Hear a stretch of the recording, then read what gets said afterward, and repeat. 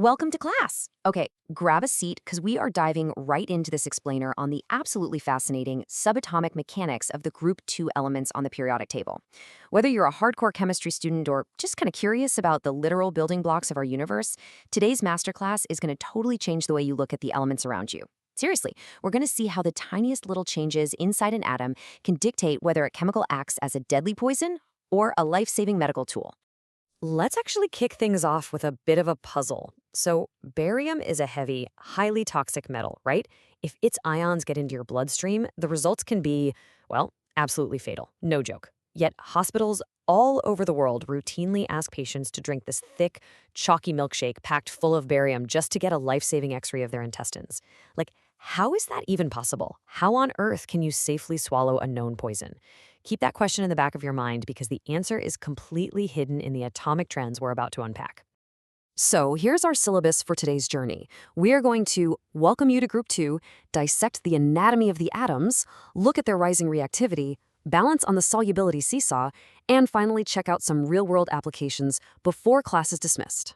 All right, Section 1, let's officially meet our cast of chemical characters. Reading straight down that second column of the periodic table, we've got beryllium, magnesium, calcium, strontium, and barium. Now, as we take this sort of chronological journey down Group 2, we are literally building bigger atoms. It's like stacking Russian nesting dolls. With each step down this list, we are physically adding an entire new electron shell. And what that means is the atomic radius, the distance from the center of the nucleus all the way out to the outermost electron, is expanding. It's getting bigger and bigger. Section 2, the anatomy of the atoms. Let's look closely at what adding all those new electron shells actually does to the atom's internal structure and its overall stability. To really get how these alkaline earth metals tick, we've got to define a core concept here. First, ionization energy. In plain English, this is basically the amount of energy required to steal one outer electron away from the atom. Just rip it right off. Because Group 2 elements naturally need to lose 2 electrons to form those stable 2+ ions, their willingness to just let go of these outer electrons, well, that's the absolute driving force behind all their chemistry. To truly picture this, let's talk about electron shielding. Imagine the positive nucleus is a brightly lit concert stage, and the electron shells are rows of people in the audience. Now, magnesium is a pretty small venue. It only has a few rows. Those outermost electrons have a fantastic view of the stage and are pulled tightly toward the music, right? But barium is a massive stadium. It has so many rows of inner electrons that the outer guys in the very back row are heavily shielded from the stage's positive attraction. They can barely even see the stage. Because they're so far away and totally blocked by the inner rows, it takes way less energy for them to just wander off. So, naturally, that ionization energy decreases as we go down the group. Moving to Section 3, reactivity on the rise. What does all this increased shielding and larger size mean when these metals actually bump into water or acids? Let's see this in action. When magnesium reacts with water, it holds onto its outer electrons really tightly, so the reaction is incredibly slow. Honestly, it'll just sit there maybe bubbling off a tiny bit of hydrogen gas if you're lucky. But as we move down the group to strontium and barium, oh man, those outer electrons are barely hanging on. The reactions get incredibly vigorous, bubbling furiously, rapidly churning out alkaline metal hydroxides and hydrogen gas. Basically, reactivity shoots way up as you move down the column. All right, Section 4. Get ready because we've arrived at one of the most important concepts in today's masterclass, the solubility seesaw. The crucial takeaway with these compounds is this absolutely perfect inverse relationship. When Group 2 metals bond with hydroxide ions, their solubility in water actually increases as you go down the group. Magnesium hydroxide barely dissolves at all. Barium hydroxide dissolves super easily. But look at the sulfates. They do the exact opposite. Magnesium sulfate is highly soluble, but as you drop down to barium sulfate, it becomes completely insoluble. It is a literal chemical seesaw. As one side goes up, the other goes down. So why does the seesaw even happen? Well, it's an epic tug-of-war between two energies, lattice enthalpy versus hydration enthalpy. Lattice enthalpy is the energy locking the solid crystal together, while hydration enthalpy is the energy released when water molecules surround those broken apart ions. For anything to dissolve, the hydration energy basically has to overcome the lattice energy.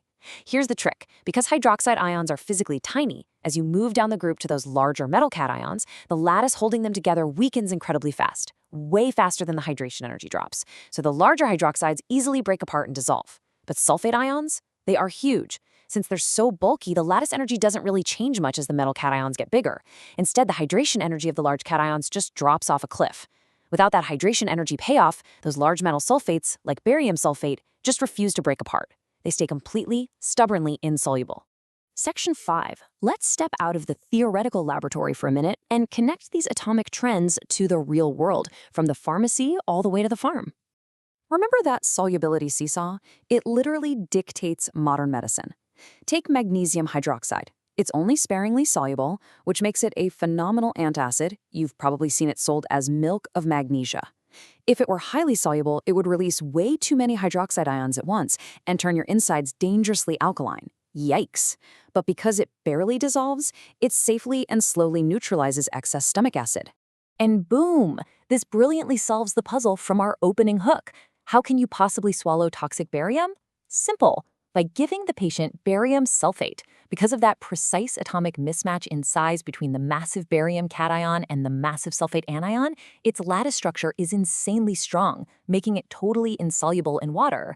You can drink a heavy barium milkshake, and because it absolutely will not dissolve, those toxic barium ions can never be absorbed into your bloodstream. It just safely passes right through your digestive tract, acting as this harmless, opaque barrier that lets doctors get crisp, clear X-rays of your intestines. Science is wild, right? We also rely heavily on this chemistry out in the fields and factories. Farmers constantly use slightly basic calcium compounds, think slaked lime or crushed limestone, to neutralize acidic soils so their crops can actually thrive. And over in heavy industry, calcium oxide is sprayed straight into factory chimneys. It reacts with toxic sulfur dioxide gas before it can even escape into the atmosphere, locking it away as solid calcium sulfite. We call that process sulfur scrubbing. We even harness the sheer desperation of these metals to lose their electrons for high-tech manufacturing. Because magnesium is so incredibly eager to shed those two outer electrons, it acts as a tremendously powerful reducing agent. We actually use magnesium to literally force its electrons onto titanium chloride, stripping away the chloride to extract pure, highly valuable titanium metal right from its ore. We are essentially weaponizing one element's instability to forge another element entirely. All right, Section 6, class dismissed. Take out your notebooks, folks, because it is time to summarize today's masterclass. If you remember literally nothing else from today's explainer, lock these core trends into your brain. As we travel down group 2, the atoms get physically larger, their outer electrons become heavily shielded and much easier to steal, and therefore their reactivity skyrockets. And please never forget the solubility seesaw. Hydroxides become more soluble as you go down, while sulfates become utterly insoluble. It's just wild that this simple subatomic physics entirely dictates whether a chemical acts as an antacid, an industrial scrubber, or a life-saving medical tracer. Before you head out today, I want you to look around your world just a little bit differently. Ponder this: how much of the very fabric of our modern lives, our medicine, our food, our manufacturing, relies entirely on this invisible tug-of-war between subatomic particles?